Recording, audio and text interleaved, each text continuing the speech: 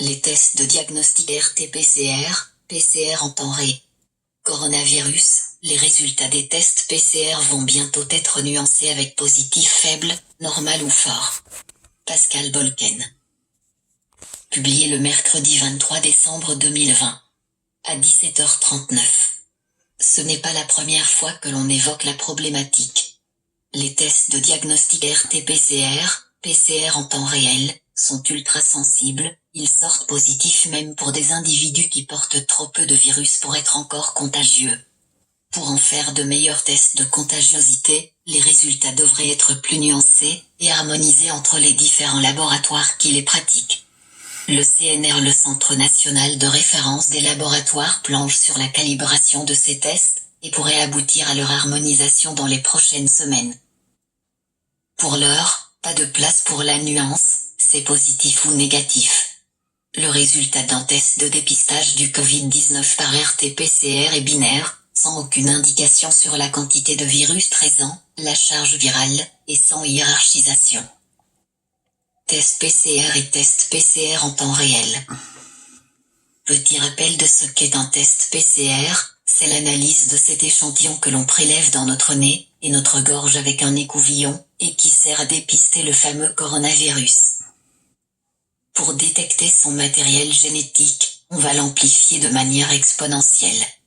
On va faire des cycles successifs à 3 températures différentes. Au final, on va faire une copie de ce que l'on cherche.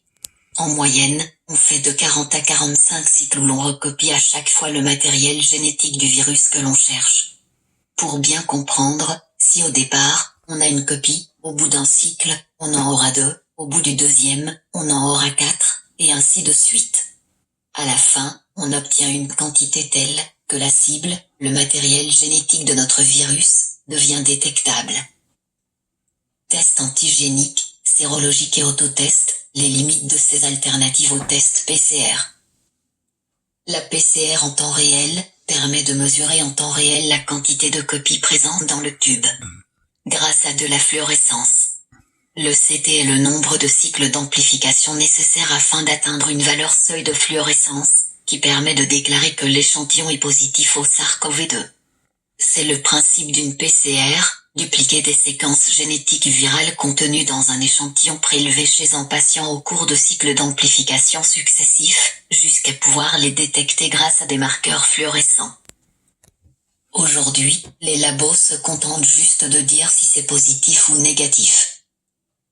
Marie-Alain, responsable de la microbiologie au laboratoire hospitalière universitaire de Bruxelles explique, cette PCR en temps réel permet de détecter le virus avant la fin des 40 ou 45 cycles et de déclarer que l'échantillon est positif, mais elle permet de le quantifier.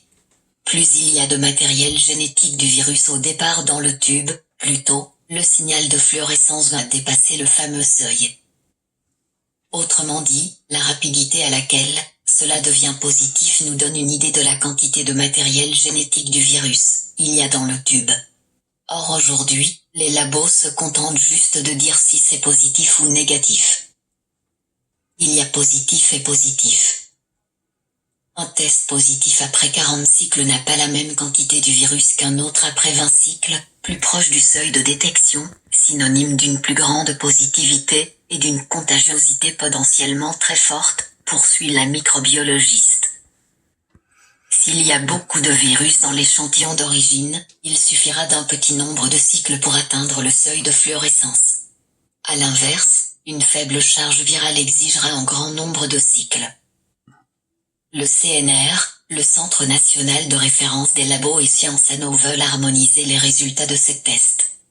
Car, au-delà des nuances à apporter aux résultats, il faut aussi harmoniser les analyses elles-mêmes. Nuancer et harmoniser les résultats des tests. Et Marie-Alain, d'expliciter, pour le moment, chaque laboratoire détecte des gènes différents, sur des machines différentes. Résultat, les performances de tous ces tests ne se valent pas. On peut comparer 2 seuils de détection sur une même machine avec les mêmes techniques, on ne peut pas le faire si tout est différent. Pour remédier au problème, le CNR devrait proposer bientôt une analyse de référence, en donnant à tout le monde un tube avec une quantité connue de virus à l'intérieur. Chacun, utilisera sa méthode pour faire ses analyses, et définira un seuil de détection qui correspondra à cette quantité du virus. On devrait alors pouvoir harmoniser les réponses des différents labos, avec des catégories nuancées de négatifs, à positif faible, positif et positif fort. Cela permettra de connaître la quantité exacte de virus dans l'échantillon. La scientifique est optimiste.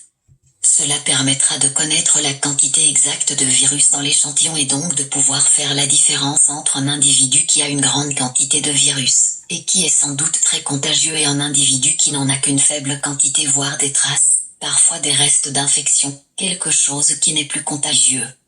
Cela ne répondra pas à toutes les questions mais cela apportera des réponses plus nuancées.